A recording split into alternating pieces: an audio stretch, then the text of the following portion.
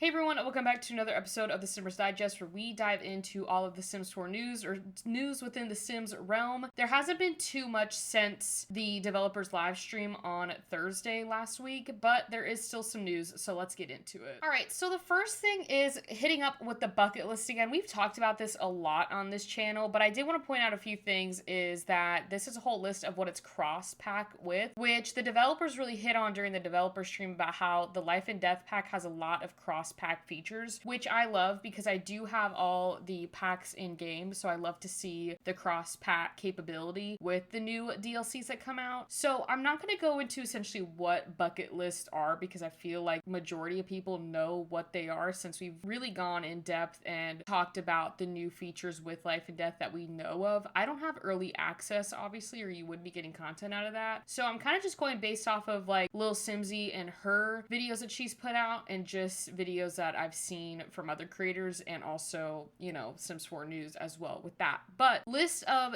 your general Sims 4 bucket list goals are right here. So for instance, if you have the Star Wars pack, you can go to Batuu, which I have the Star Wars pack, but I've never really used it. Befriend a dolphin with island living, ride around on a bike for 2 hours. So they have a whole thing here. I'm not going to read through all of them, but you can definitely pause this video and read through them. But I think it's just so cool how we can have the ability to get a lot of cross-pack capabilities because this does take time to add in. And sometimes The Sims hasn't done that, you know, before. But they're doing it a lot more in recent years. But you can also have like woohoo goals as well. So like some of this stuff has got to be like through high school years or like I would say even Love Struck too, because I think we got a few new woohoo stuff in that DLC as well. So you also have party goals as well. You can also have trait goals. There's a whole bunch of goals you can have within the soul journey like bucket list thing. So that kind of wraps up the bucket list goals with all of the new cross-pack capabilities that are coming within this feature for Life and Death. I'm sure we'll have more cross-pack capabilities, but this was just one with the bucket list that I thought were cool to cover. So with that, we'll move on. All right, next up, we have the loading screens are getting a refresh. And this one actually kind of excited me because I do love loading screens in The Sims.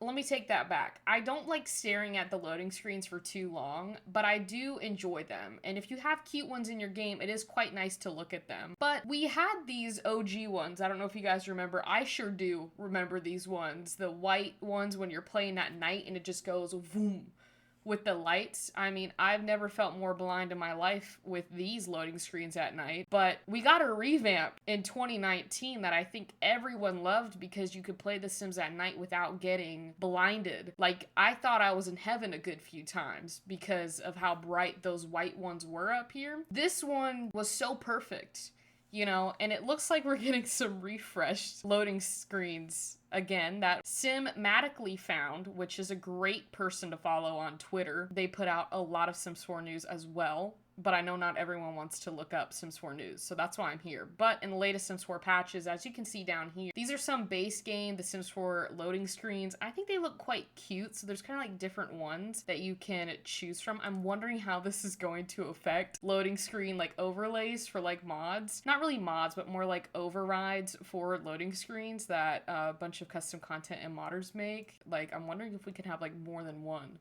loading screen in the game now, like overrides. This is another one for cottage living. So if you have different packs, you might have different loading screens within The Sims 4, which is another thing of cross-pack capabilities. So this is just your base game. This one has, you know, obviously cottage living at the top. This was the good old days, like back in 2013 with The Sims 3. It had its own loading screens with complete DLC interactive loading screens. So it'll be exciting to see how many loading screens we actually get. But I just wanted to share that because I did not know that we were getting new loading screens. All right, this is my next point of business. Not really so much news. I feel like a lot of people do know this website, but for those of you who don't, maybe you're just starting to get into mods. Maybe you've been into mods for a while, and like me, I don't have the time or patience to look up every single mod that is broken or non-compatible. So this mod list basically does it. Huge shout out to Scarlet's Realm because I don't know what I would do without this website, but you can basically choose use your mod list edition. So if you play with mods that are only safe for work, so mods that aren't 18 plus, then you would click this and essentially it would pull up all the mods that aren't, you know, over 18.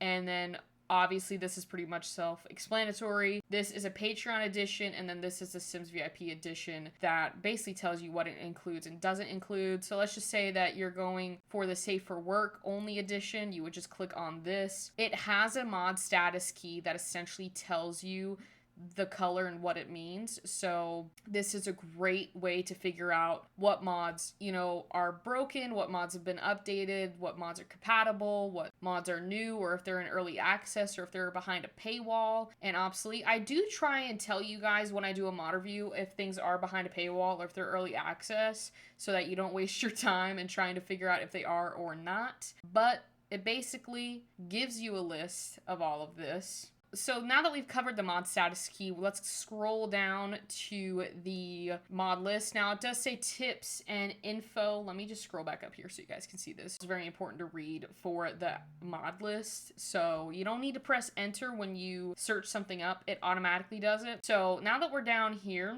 you can filter to few different ways. Here's the filtering status. So if you're trying to check, this is one thing that I always do. When there's a new patch that comes out, I always say, what are my broken mods? What am I dealing with? These are all the broken mods as of right now. Now, there's a lot of mods that are broken and just stay broken.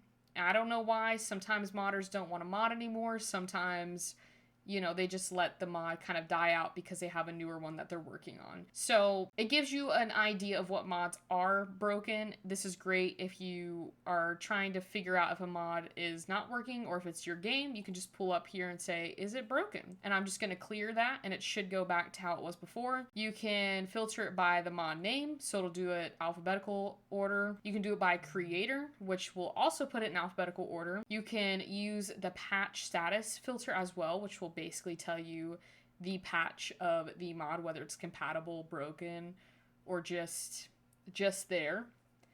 I'm trying to find one that would give you guys an example of the patch status. I guess it just really doesn't like me today. All right, well, I got a little bored searching, but essentially that patch status right here, you can see all the ones that are compatible, and it'll just go through the patch status of what it is for that mod. So you don't have to do it that way. You can also do it by the last status change as well. So if you want to see the last, you know, update for the mod, you can search that up as well. And then notes, you can't search it up that way. But essentially, I love it because you can come on here. Like if I wanted to type in Panda Sama, who basically is one of my favorite mod creators, she has all of her mods that will pop up here, and then you can check whether it's compatible or not. So great tool to use. I wanted to point this out because I know we just had the last patch right here. It states release on October 22nd. So if you're still trying to comb through and getting your mods back to working, that is a great tool to use. And this kind of wraps up my Sims 4 Simmers Digest today. I know it wasn't a lot of news. Normally I do these videos on Monday or Friday. We have yet to do a Friday Simmers Digest. But as of right now, we've got the videos rolling out on Mondays for Sims 4 news. So hopefully you guys are learning a lot. Hopefully you guys are staying updated. Again, we have Life and Death coming out on Thursday, October 31st, which I am very excited about because it's on Halloween, which is one of my favorite holidays. I don't know about y'all. But anyways, thank you all so much for watching today's video. If you enjoyed this video, please leave a like and comment down below. Also, if you want to see more videos like this and mod reviews that I do on my channel, go ahead and hit that subscribe button down below. And with that, I will see you all on Wednesday.